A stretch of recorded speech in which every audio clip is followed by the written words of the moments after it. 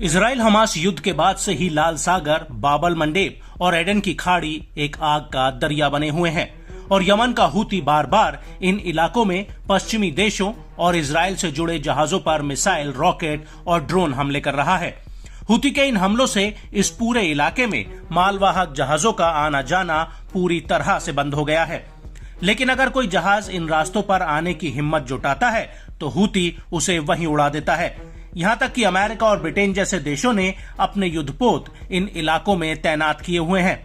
लेकिन इसके बावजूद हूती के हौसले पूरी तरह से बुलंद हैं और अब हूती ने एक बार फिर एडन की खाड़ी में 4 जहाजों पर ताबड़तोड़ हमले किए हैं। हूती का कहना है कि उसने ड्रोन और नौसैनिक मिसाइलों से अमेरिकी युद्धपोत पर हमला किया है।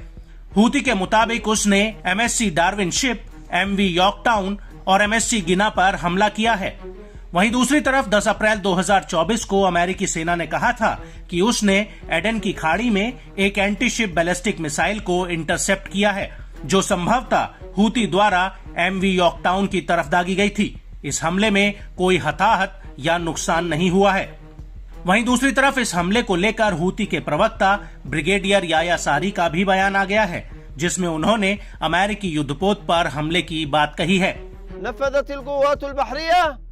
في القوات المسلحة اليمنية بعون الله تعالى 4 عمليات عسكرية صباح يومنا هذا، وعلى النحو التالي: استهداف سفينتين إسرائيليتين، الأولى سفينة MSC داروين والأخرى سفينة MSC جينا، والتي تم استهدافها مجددا وذلك في خليج عدن.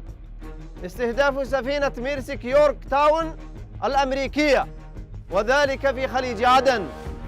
استهداف سفينة حربية أمريكية في خليج عدن بعدد من الطائرات المسيرة।